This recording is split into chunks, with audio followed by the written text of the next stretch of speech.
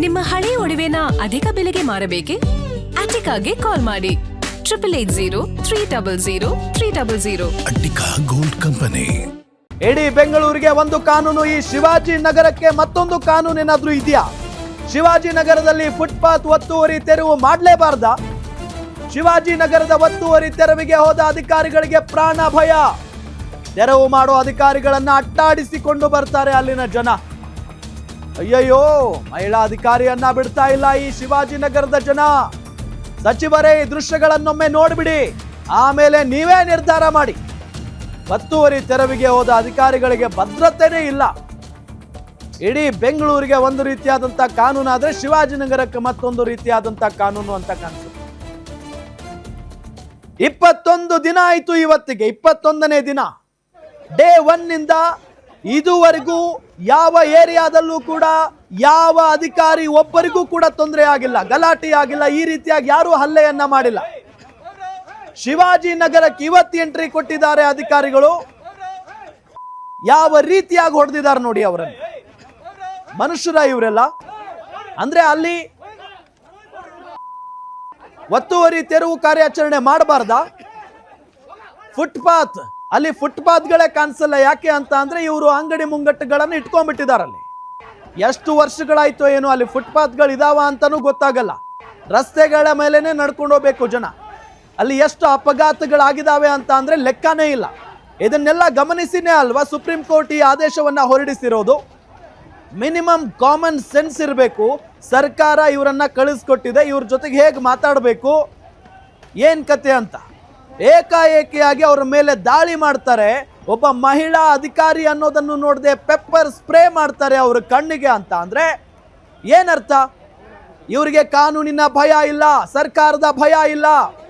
ಇವ್ರು ಏನ್ ಮಾಡಿದ್ರು ನಡೆಯುತ್ತೆ ಅಂತ ಆಯ್ತು. ಹಾಗಾದ್ರೆ ಅಲ್ಲಿ ಯಾವುದೋ ಒಂದು ಸಂಘಟನೆ ಮಾಡ್ಕೊಂಡು ನಾವ್ ಹೇಳಿದ್ದೆ ನಡಿಬೇಕು, ಇದು ನಾವು ಲೋಕಲ್, ಇದು ನಮ್ಮ ಏರಿಯಾ, ಹೇಗೆ ಬೇಕೋ ಹಾಗೆ ಗೂಂಡಾ ವರ್ತನೆ ತೋರ್ಬಹುದು. ಹಾಗಾದ್ರೆ ಅವರು ಅಧಿಕಾರಿಗಳನ್ನ ಅಟ್ಟಾಡಿಸಿ ಹೊಡೆದಿದ್ದಾರೆ. ಘಟನೆ ನಡೆದ ಕೆಲವೇ ನಿಮಿಷಗಳಲ್ಲಿ ಆರೋಪಿಗಳನ್ನ ಅರೆಸ್ಟ್ ಮಾಡಿದ್ದಾರೆ ಈಗ ಪೊಲೀಸ್ನವರು. ಹಲ್ಲೆ ಮಾಡಿದ ಕೆಲವರನ್ನ ಒದ್ದು ಒಳಗೆ ಹಾಕಿದ್ದಾರೆ ಪೊಲೀಸ್ನವರು. ಪ್ರಮುಖ ಆರೋಪಿ ಬಸವರಾಜ ಪಡುಕೋಟೆ ಸ್ಥಳದಿಂದ ಪರಾರಿಯಾಗಿದ್ದಾನೆ. ಈಗ ಇರಬೇಕಾಗಿತ್ತಲ್ಲಪ್ಪ ನೀನು ಬಸವರಾಜ, ಈಗಿರ್ಬೇಕಾಗಿತ್ತಲ್ಲ. ಅಧಿಕಾರಿಗಳ ಮೇಲೆ ಹಲ್ಲೆ ನಡೆಯುವಂತ ಸಂದರ್ಭದಲ್ಲಿ ಅಥವಾ ಹಲ್ಲೆ ಮಾಡುವಂತ ಸಂದರ್ಭದಲ್ಲಿ ಇದ್ದಂತ ಧೈರ್ಯ ನಿನಗೆ ಈಗಿಲ್ವಾ? ಪೊಲೀಸ್ನವರು ಬರಬೇಕಾದಂತ ಸಂದರ್ಭದಲ್ಲಿ ಇರಬೇಕಾಗಿತ್ತಲ್ಲ ನೀನು. ಈಗ ಓಡೋಗಿದ್ದಾನಂತೆ ನೋಡಿ ಆತ. ಅಧಿಕಾರಿಗಳನ್ನ ಅಟ್ಟಾಡಿಸಿ ಹೊಡೆದು ಪೆಪ್ಪರ್ ಸ್ಪ್ರೇ ಮಾಡಿ ಅವ್ರ ಕಣ್ಣಿಗೆ ಅಷ್ಟೆಲ್ಲ ಮಾಡಿ ಈಗ ಎಸ್ಕೇಪ್ ಆಗಿದ್ದಾನಂತೆ ಈ ವ್ಯಕ್ತಿ. ಒದ್ದು ಒಳಗಾಗ್ತಾ ಇದ್ದಾರೆ 10ಕ್ಕಿಂತ ಹೆಚ್ಚು ಆರೋಪಿಗಳನ್ನ. ಈಗ ಈ ಬಸವರಾಜ್ ಪಡುಕೋಟೆ ಮಾತ್ರ ನಾಪತ್ತೆಯಾಗಿದ್ದಾನೆ. ಗ್ಯಾಂಗ್ ಕಟ್ಕೊಂಡು ಬಂದವ್ ನೀವನು. ಅಧಿಕಾರಿಗಳ ಕೊಟ್ಟ ದೂರಿನ ಮೇಲೆ ಆರೋಪಿಗಳನ್ನ ಅರೆಸ್ಟ್ ಮಾಡಿದ್ದಾರೆ ಪೊಲೀಸ್ನವರು. ಕಮರ್ಷಿಯಲ್ ಸ್ಟ್ರೀಟ್ ಪೊಲೀಸ್ ಠಾಣೆಯಲ್ಲಿ ದೂರನ್ನ ನೀಡಲಾಗಿತ್ತು.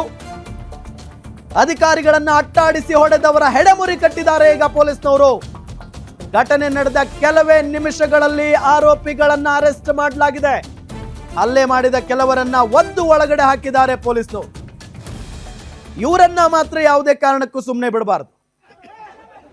ಹೇಗೆ ಬೇಕು ಹಾಗೂ ವರ್ತನೆ. ಇಡೀ ಶಿವಾಜಿನಗರದ ಏರಿಯಾದಲ್ಲಿ ಪಾಪ ಅಧಿಕಾರಿಗಳು ಏನ್ ಮರ್ಯಾದೆ ಇಲ್ವೇನ್ರಿ ಪಾಪ ಅವ್ರಿಗೆ. ವೈಯಕ್ತಿಕವಾಗಿ ಅವ್ರ ತಂದೆ ತಾಯಿಗಳು, ಅವ್ರ ಕುಟುಂಬ, ಅವ್ರ ಮಕ್ಕಳು ಎಲ್ಲ ಮನೇಲಿ ಕಾಯ್ತಾ ಇರ್ತಾರೆ ಅವ್ರಿಗೋಸ್ಕರ. ಸರ್ಕಾರಿ ನೌಕರರವರೆಲ್ಲ ಕಷ್ಟಪಟ್ಟು ಆ ನೌಕರಿ ತಗೊಂಡಿರ್ತಾರೆ. ಸರ್ಕಾರ ಏನು ಹೇಳುತ್ತೋ ಆ ಕೆಲಸ ಮಾಡ್ತಾರೆ ಅವರು. ಅವ್ರಿಗೇನು ಸ್ವಾರ್ಥ ಇದೆ ಇದರಲ್ಲಿ? ಏನಾದರೂ ನಿಮ್ಮನ್ನು ಅಲ್ಲಿಂದ ತೆರವು ಮಾಡಿ ಕಳಿಸಿದ್ರೆ ಅವ್ರಿಗೇನಾದರೂ ಲಾಭ ಇದೆಯಾ? ಸುಪ್ರೀಂ ಕೋರ್ಟ್ ಆದೇಶ ಇದೆ, ಸರ್ಕಾರ ಹೇಳ್ದಂಗೆ ಕೇಳೋದಕ್ಕೆ ಬಂದಿದ್ದಾರೆ ಅವ್ರು ಅಷ್ಟೇ. ಸರ್ಕಾರ ಹೇಳಿಲ್ಲ ಅಂತ ಅಂದರೆ ಅಲ್ಲಿ ನಿಮ್ಮ ಹತ್ರನೇ ಬರಲ್ಲ ಅವರು.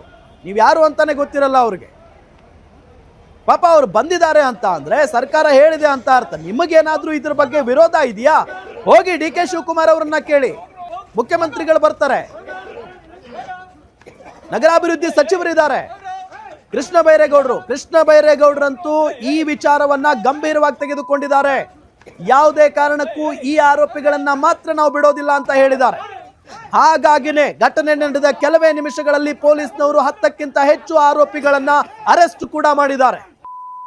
ಇದೆಲ್ಲದರ ನಡುವೆ ನಮಗೆ ಕಾಡ್ತಾ ಇರುವಂತ ಪ್ರಶ್ನೆ, GBA ಅಧಿಕಾರಿಗಳಿಗೆ ರಕ್ಷಣೆ ಇಲ್ಲವಾ ಅಂತ ಹೇಳಿ. ಇದು ಶಿವಾಜಿನಗರದಲ್ಲಿ ಆಯ್ತು. ಈಗ 21ನೇ ದಿನ 20 ದಿನಗಳ ಕಾಲ ಯಾವುದೇ ರೀತಿಯಾದಂತಹ ಘಟನೆ ಯಾವುದೇ ಏರಿಯಾದಲ್ಲೂ ಕೂಡ ಆಗಿರಲಿಲ್ಲ. ಶಿವಾಜಿನಗರಕ್ಕೆ ಹೋದ ತಕ್ಷಣ ಅಧಿಕಾರಿಗಳ ಮೇಲೆ ದಬ್ಬಾಳಿಕೆ ಮಾಡ್ತಾರೆ, ಸಿಕ್ಕದ ವಸ್ತುಗಳನ್ನ ತಗೊಂಡು ತಲೆ ಬಾಡಿ ಎಲ್ಲಿ ಬೇಕಲ್ಲಿ ಹೊಡಿತಾರೆ, ಪೆಪ್ಪರ್ ಸ್ಪ್ರೇ ಮಾಡ್ತಾರೆ ಕಣ್ಣಿಗೆ ಅಂತ ಅಂದ್ರೆ ಇವ್ರಿಗೆ ಈ ರೀತಿಯಾದಂತಹ ಧೈರ್ಯ ಬರೋದಕ್ಕೆ ಯಾರು ಕಾರಣ? ಇವ್ರ ಹಿಂದೆ ಯಾರಿದ್ದಾರೆ? ಈ ರೀತಿಯಾಗಿ ಯಾರು ಮಾಡಿಸಿದ್ರು? ಅಥವಾ ಸ್ವಯಂ ಪ್ರೇರಿತರಾಗಿ ಈ ರೀತಿಯಾಗಿ ಬಂದು ಮಾಡಿದ್ರಾ? ಈತ ಇದನ್ನಲ್ಲ, ಈ ಫೋಟೋ ತೋರಿಸ್ತಾ ಇದ್ದೀವಿ, ಬಸವರಾಜ್ ಈತನ ಹೆಸರು. ಕನ್ನಡ ಪರ ಒಂದು ಸಂಘಟನೆಯನ್ನ ಮಾಡ್ಕೊಂಡಿದ್ದಾನಂತೆ. ಕನ್ನಡ ಪರ ಹೋರಾಟಗಾರರು ಅಂತ ಅಂದ್ರೆ ಅವ್ರಿಗೊಂದು ಗೌರವ ಇದೆ. ನಮ್ಮ ಕನ್ನಡಕ್ಕೋಸ್ಕರ ಹೋರಾಡ್ತಾರೆ ಅನ್ನೋ ಗೌರವವನ್ನ ನಾವು ಅವ್ರಿಗೆ ಕೊಡ್ತೀವಿ. ಇಂಥವ್ರಿಗಲ್ಲ.